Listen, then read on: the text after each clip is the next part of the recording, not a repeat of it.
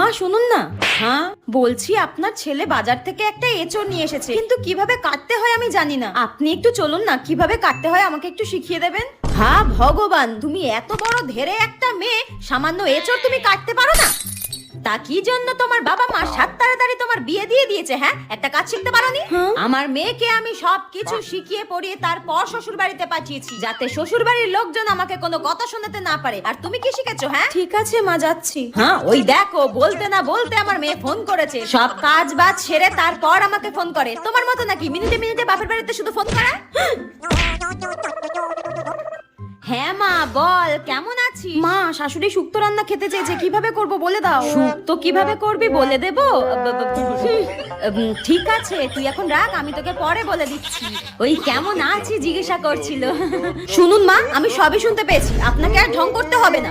বউমাকে tight করতে গিয়ে নিজেই টাইট হয়ে গেলাম।